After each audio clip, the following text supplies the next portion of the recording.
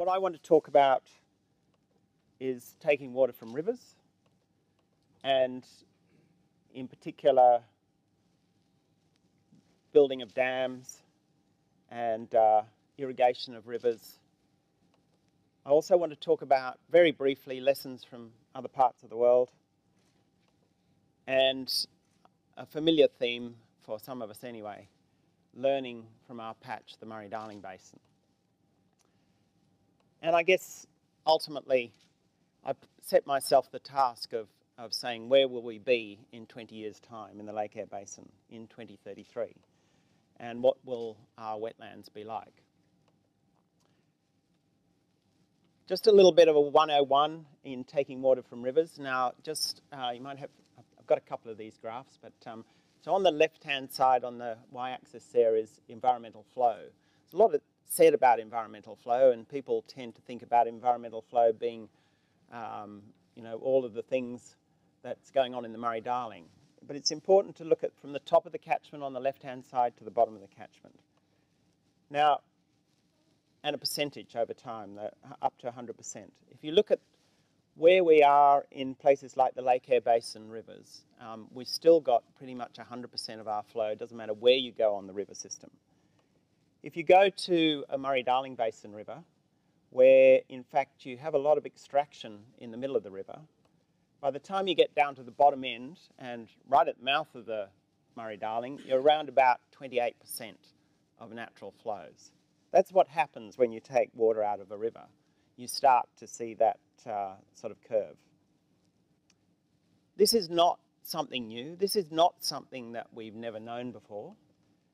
So I've looked at about 34 places around the world in arid parts of the world where there's the same problem, and there's some infamous ones. The Aral Sea perhaps being one of the worst environmental disasters, ecological disasters of the world, worse than Chernobyl, but people don't know that. Another disaster, the Mesopotamian marshlands in Iraq. All of these are about water. The Tarim River Basin in China, again, rivers drying up because we're taking too much water out of river systems. So let's have a think about these two river basins that we've heard about already, the Lake Eyre Basin and the Murray-Darling Basin. The Murray-Darling Basin, take you right down to the mouth. This is the mouth of the River Murray. And this little contraption here, if I can get it to work, is a dredge that was operating for about 10 years. It costs taxpayers about $100,000 a week to run. And the reason was there's just not enough water getting down this river system to open it up. There's a graph there that shows developed river system with the blue natural, and it's hard to see, but you can see there's a lot less water going down this river system. Really importantly, in the Millennium Drought, you can see the red line there just flatlined. So if it had been natural, the lower lakes and the Coorong would have had enough fresh water going through that system.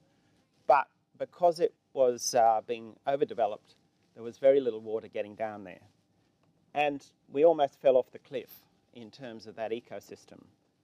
There were major costs. There was major acidification going on. This whole wetland was becoming like an acid bath. Perhaps the most poignant thing to me are these freshwater turtles that because the wetland was becoming more and more marine, these are marine worms that make little cement cases, and they colonize the backs of these turtles so that they sink, they can't come up for air. And so there were primary schools chipping this stuff off the backs of turtles. This is not a cheap issue to deal with. So to deal with the problem, the symptoms, we estimated about $800 million. And that didn't even include the problem of having to get a desalination plant for Adelaide, because it depends on more than about 50% of its water from the River Murray. Another patch where I have done a lot of work, and Gary Hall, who's a landholder there, is going to talk about it a lot more. The Macquarie Marshes is a major wetland system. This is a figure again showing a regulated system versus an unregulated system with it developed and in terms of irrigation. What we're able to do is say, well, what would happen if we had natural flows in this river system? And these are just maps for various dates from 2003, 1970, 1880, showing if you had that much water in the river system and no dams and irrigation, what sort of flooding would you get at the end of this river? And you can see the right-hand side is the regulated one, the left-hand side is the developed, sorry, is the natural one. And so you get the boom and bust, a lot more flooding in this system. So Angus showed this picture of mine before of the Macquarie Marshes. This is right in the middle of the nature reserve. This is a national park. That's what it looks like. That's 500-year-old red gums in the national park. And if you look at, we've been collecting waterbird data. It might be a bit difficult for you to see, but in the 80s, numbers were around 60,000 in the top third of the Macquarie Marshes. We did aerial surveys. They've really just bounced, that's the red line, right down to the bottom now, and they've only just got up a little bit off that bottom in the last flood. The blue line there is the number of species, a much coarser measure of the number of species that we count there. The other issue here is that there's a little patches there, light green patches, that's a nature reserve, but this is a 1950 flood through the Macquarie Marshes, and we analysed the floodplain earthworks there. All those are channels, levee banks. I think there are about 2,000 kilometres of them now that change the way this system floods. You do not want to go there in the Lake Eyre Basin. And so here we are in the Lake Eyre Basin, and we've talked a lot about this already. It is a place where there's a strong community. It's a beef community. There's a tourism community. A mining community. There's a strong Aboriginal community, which Scott's talked about. There are obviously towns as well. And it's worthwhile, as Scott was talking about, some of the things that people have agreed on about this system. So this was May 2010 Lake Eyre Basin stakeholders. There's a strong desire for the permanent protection of the rivers of the Queensland's Lake Eyre Basin. Mining and irrigation are some of the greatest threats our region could face. And Scott's spoken very eloquently about the importance of country to Aboriginal people. I love this quote that Betty gave at Alice Springs. Water has to flow where it's meant to flow. I mean, to me, it just sort of actually captures the whole importance of river systems and wetlands and the connection. And as Scott was saying, this is a little bit of the text that the Tibooburra resolution was, to support the protection of the Lake Eyre Basin region with a commitment to a wild river type legislation, exclusion of mining from floodplains. And these are the two key issues that we need to think about over this conference and what it actually means for this river system. Tourism is a very important part of this system. Trevor Wright, William Creek, a number of people who were capitalising on the floods coming out, and to see this country, the essence of Australia in its boom and bust periods. There are people fishing along these rivers. Aboriginal tourism has got the potential to grow even more. And I do want to just talk briefly about my friend Paul Lockyer, who I spent a lot of time, and David spent a lot of time with, a wonderful ABC reporter who so loved Lake Eyre, he kept coming back here. And sadly, that helicopter that went down on the edge of Lake Eyre was they were coming out here again to record for the Australian people and the world the importance of this system. And Paul's book and Paul's documentaries have done so much to actually open up the importance of this river system and its boom and bust nature. And there's a much greater understanding in the broader community than perhaps there was in the past. And it'll be interesting to see how much that broader community actually responds to this present threat.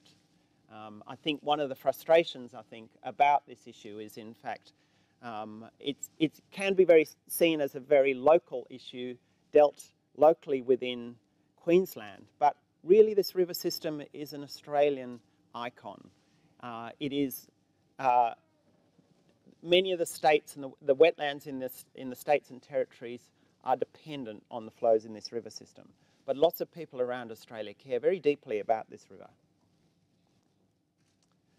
I will just briefly go into waterbirds. I won't last very long in waterbirds, but given I spent a lot of my time counting waterbirds, I'll talk a little bit about them. But first of all, a little bit about the river. Now, you probably can't see it, but that's the Cooper down at Inaminka. And the point I just really wanted to make about the Cooper Creek water flows over 100 years is that that green line there represents the number of floods that make the lower Cooper. About every 4 years a flood gets into the lower Cooper. And the point being that you need a lot of water to get down the system. You need to fill all those water holes. Jim Puckridge's work showed that you need sequences of floods to get down these systems. You need to fill all the water holes in the floodplains before you actually get carriage right down to the bottom. And we were lucky enough to do some aerial surveys in April 2009. Over 1 million waterbirds were across this landscape, and we didn't go everywhere. That was mainly in the Georgina Diamantina down to Lake Eyre. It's important to think about really what waterbirds might mean as an indicator. So this is one of the big pelican colonies on Lake Machati. And those of you will know that I spend a lot of my time in a small aeroplane. And one of the things that we do is fly those red lines each year. We've done that for 30 years across about a third of the continent. And it gives us this wonderful long-term data set of waterbirds. And I don't know if you can see that, but that's the Lake Eyre Basin 30 years of waterbird data, which shows that red line jumped right up in 2000 floods, those 2009 to 2011 floods. But pretty much lots of variability, but bouncing along like that. Compare this to the Murray-Darling Basin, where in fact the number of waterbirds in the Murray-Darling Basin used to be about 800,000, but now we seldom get above about 100,000. We've seen this long-term trend. We've actually cut that up into different wetlands and showed that the major reason why we're seeing these sorts of changes is that irrigation is taking away the habitat that used to be there for waterbirds. They're not nearly the number of floods and the extent of the floods that there used to be in these systems. Okay, so a bit more sort of big picture, and excuse me about this photograph. So this is, I like to think about putting the future in terms of my personal context.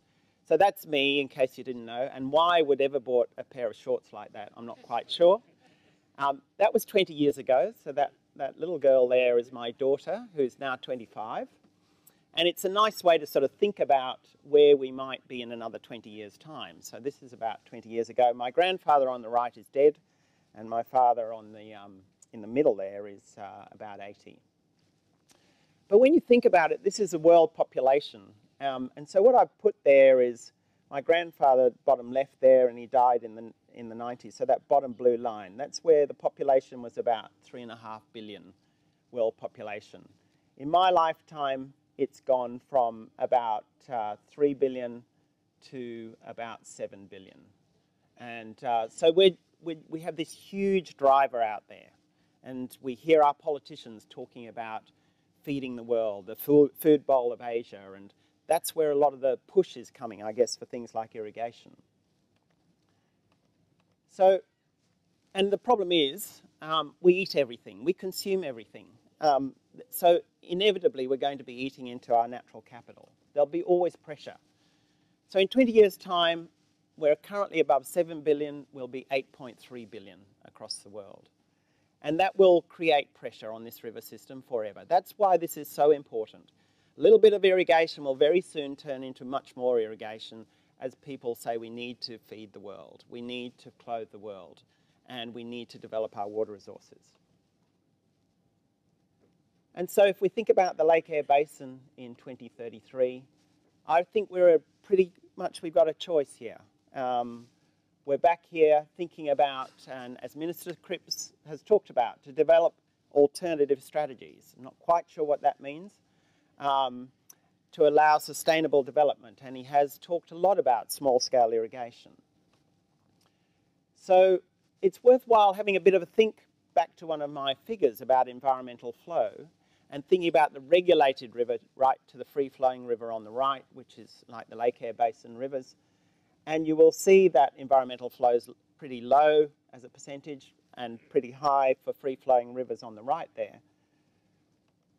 But the interesting thing about it is I did an analysis about the regulated rivers in New South Wales, and what happens is that you don't have many political issues or economic issues on free-flowing rivers. Governments don't spend much time on them. They don't spend much money.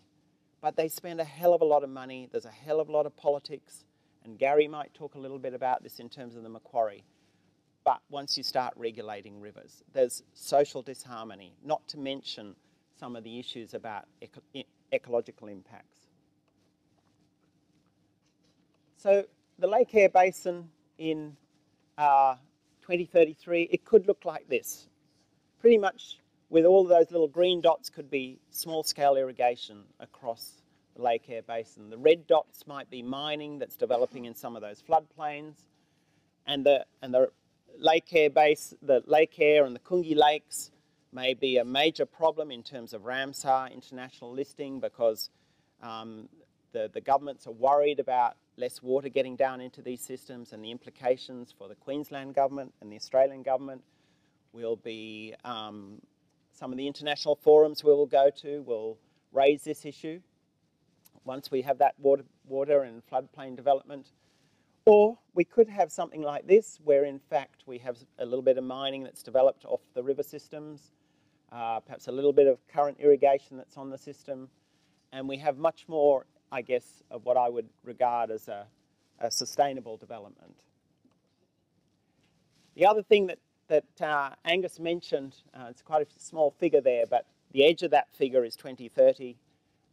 We're currently tracking up to 2 degrees centigrade across this landscape. There will be less water in this river system.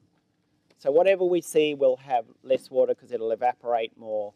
We might get more storms, but the water won't stay as long. And I was talking to someone just the other day, and they were remarking out on the Diamantina how much more quickly the water was going, the surface water, than it had done in the past. And I guess the Lake Eyre Basin Agreement about protecting natural flow regimes in Queensland and South Australia, you wonder about the value of that if we start to develop these river systems. You may say, well, it's only an agreement. And this is the fundamental challenge for us, is that so often it's the upstream state that determines what happens in the downstream state. A previous Queensland minister responded to me, I don't think it was for the Cooper, but the Paru, I think, on ABC, and said, Queensland is a sovereign state. It will not be dictated to by southern states. And I think we need to be very cognizant of what that might mean within this context. So, yep, I'm just finishing up. So this is, in my view, really the take-home message, that in 2033, we shouldn't have any further degradation of the rivers and their floodplains over that long term, but we should have improved the quality of life for the Lake Eyre Basin community. That is really what ecologically sustainable development is. Thanks.